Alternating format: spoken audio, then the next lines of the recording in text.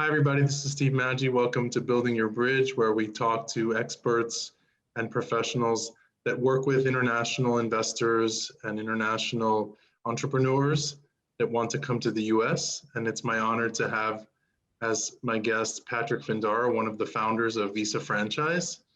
Thanks for coming on, Patrick. We've known each other for a while, so it's nice to finally do this. Exactly. We've been talking about it for some time now. Thanks a lot, Steve. Absolutely.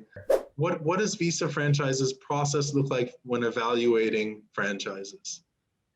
Sure. So, just to give a perspective, we've reviewed well over 2,000 franchises. Many of them approach us because if you Right. search like E2 Visa franchise or anything with Visa and franchise, pop up on the top of Google, and we have a strong network of corporate attorneys, franchise attorneys, immigration attorneys that we work with that will oftentimes refer franchises our way. So what my brother Jack's team will do is look at the past 3 years financials. So the balance sheet, the income statement of the franchisor, learning how they make money, how profitable they are. We don't want to see a franchise like Burger Ream who made 10 million plus in selling franchises, and there's very few actually open, and they're Mm, not making money on the royalties. So we're pretty good at identifying red flags. We look at any pending litigation, closed litigation.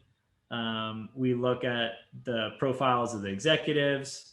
We review the customer reviews on Google, Yelp, across many of the different physical locations of that franchise. okay. And then we talk to franchisees to see how satisfied they are with the franchisor, how they're making money, how long it took them to recoup their capital, how long it took to break even. So we ask, at least 40, 50 questions to the franchisor, franchisees, and we do require a lot of information on the business before we would feel comfortable presenting it to a Visa franchise client. So those are some of the things that we evaluate, and then specifically for our clients, we see if that there's a member from the team that maybe speaks Spanish or French or Russian that can serve our clients that maybe they Right. speak intermediate or advanced English, but they would prefer to be working and receiving support from someone in their native language. So Always best because there's no misunderstandings. Everything's clear, and it's much more intricate than a conversation about what you had for lunch. It's intricate and detailed business talk. I think with legal items and then finance, people still want to speak in their native language. Very true. I have some clients that their English is much better than my Spanish, Mm, and they just prefer to speak Spanish with me, and that's fine.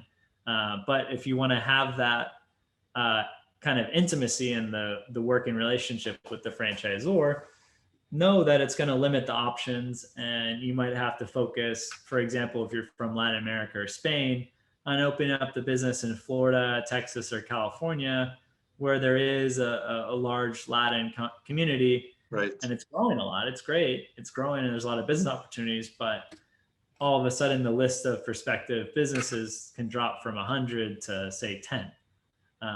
So we look at all those factors to determine what initially passes our pre-vetting, and then also fitting it in terms of what the client wants.